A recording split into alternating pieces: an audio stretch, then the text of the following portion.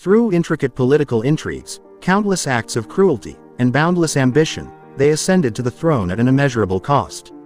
Murder became their weapon of choice to secure their power, and injustice often went unnoticed under the shelter of the crown. Their atrocities fill the pages of history books, leaving an indelible mark in human memory. These 5 rulers ensured that chapters dedicated to them in history were written in blood. However, the question remains, among them, who deserves to be called the most ruthless and dangerous leader?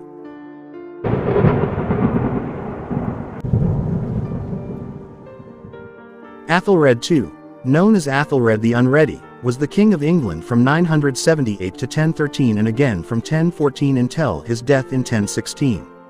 Athelred's reign as the King of England earned him the epithet, the Unready. However, translating the moniker more accurately would be ill-advised, as it is generally agreed upon that Athelred received very little and poor advice. Although he was too young to be directly involved in the murder of his brother, Edward the Martyr, who was slain just 2.5 years after ascending the throne, the crime was committed by those loyal to Athelred to allow his younger brother to succeed him. This led to widespread distrust of the young king, and the reputation of the slain boy grew even more prominent after his death. Consequently, it became increasingly challenging for Athelred to unify his people. Denmark resumed its attacks along the English coastline, violating the agreement they had once made with Athelred's father, Edgar. After England suffered a serious defeat in the Battle of Maldon in 991, Athelred began paying tribute to Denmark as an attempt to achieve peace. However, Denmark proved difficult to appease, and in 997, they resumed hostilities. In 1002, Athelred II reached the lowest point in his reign and took a highly cruel action. On November 13, he issued a horrific order that all Danes in England should be executed. Athelred even described it as a most just extermination. This act was a rash and brutal attempt to demonstrate strength and seek revenge. Athelred ordered the mass slaughter of Danish residents in England. This decision included people of Danish background and status, including those who had lived and settled in England for years. The motive behind this order was driven by Athelred's intention to crush Danish power and display his strength and firmness as a king. However, this action instead triggered retaliation from Sweyn, the sister of the Danish leader. Sweyn viewed the order of massacre as an unforgivable violation against the Danish people in England. In response, Sweyn and his forces invaded England with great strength, seeking revenge for the killings committed against the Danish people. Sweyn's powerful Danish army ultimately led to Athelred's downfall. Next, there was Louis the Pious. He was a leader who, in many ways, lived up to his moniker. His father, Charlemagne, appointed him as the king of Aquitaine when he was only 3 years old. After his father's death in 814, he became the king of the Franks and emperor of Rome. To avoid diplomatic issues, Louis decided that his unmarried siblings would be sent to monasteries. When Louis came close to death in an accident in 817, he ensured that if he were to suddenly pass away, there would be a clear succession plan to determine who would rule in the Frankish Empire. He stipulated that his nephew, Bernard, would remain as the king of Italy, but in his will, he mentioned his son, Lothair, as the ruler over, indicating that Italy would be subordinate to him. Needless to say, the words in this document were not appreciated by Bernard, and fueled by rumors that Lothair would attack, he began preparing a rebellion. However, news quickly reached Louis I about Bernard's plans, and the king promptly brought forces to confront his rebellious nephew. Bernard was surprised by the swift reaction of the king and attempted to negotiate, but ultimately surrendered. It is here that Louis ensured his place on the list of regicidal kings. He sentenced his nephew to death but then decided that blinding Bernard would be a more merciful punishment. However, the procedure was not entirely successful. As a result, although Bernard was indeed blinded, he experienced 2 days of excruciating pain before finally succumbing. 3 civil wars ensued, but the legacy of this murder would haunt Louis throughout his life as an ostensibly religious ruler.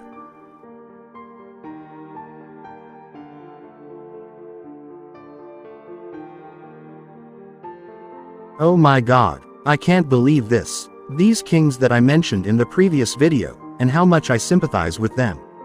Charles II's reputation as a bloodthirsty king was greatly influenced by his inheritance.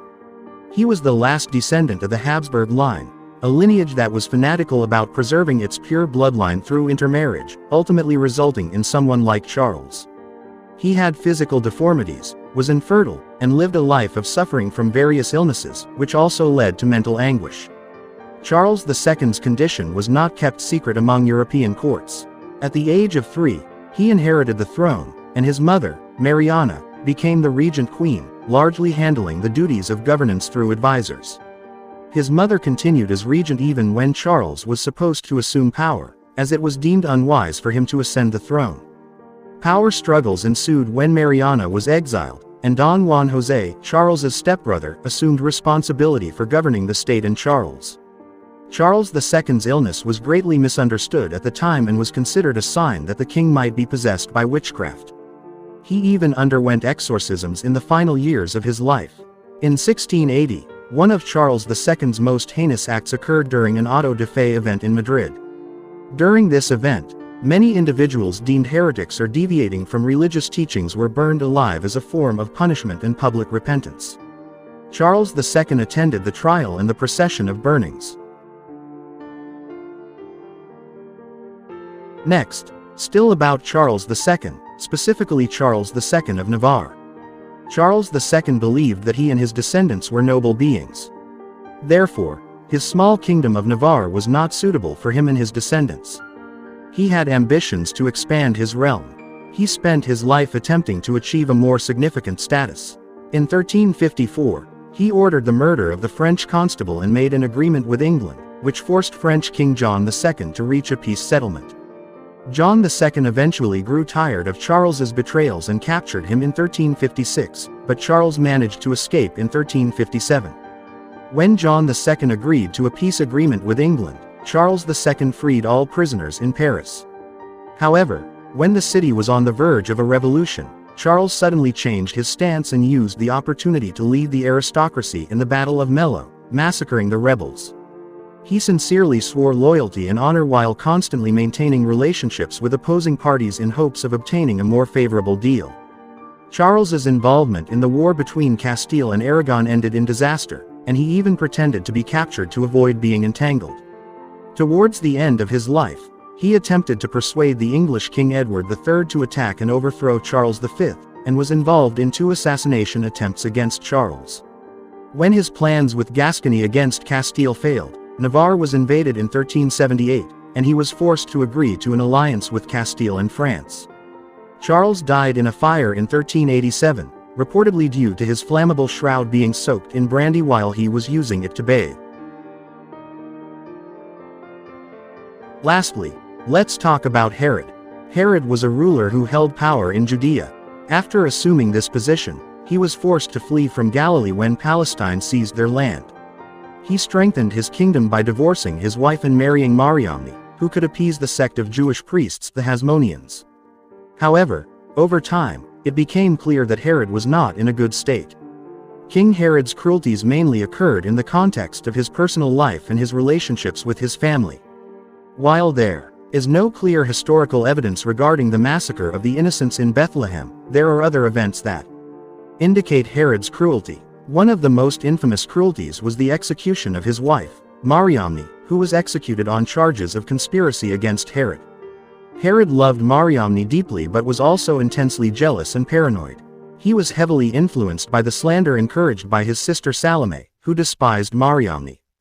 As a result, Mariamne was executed in 29 BC. Not only that, but Herod also killed their 2 sons, Alexandros and Aristobulus. He believed that his sons would seek revenge for their mother's death. In 7 BC, Herod issued an order to kill both of his sons. Additionally, Herod was also known for his cruelty towards his political opponents and rebels. He didn't hesitate to use military force to suppress and eradicate uprisings, often in brutal and bloody ways. Although it cannot be conclusively proven, some historians argue that Herod was responsible for various murders and executions during his lengthy reign.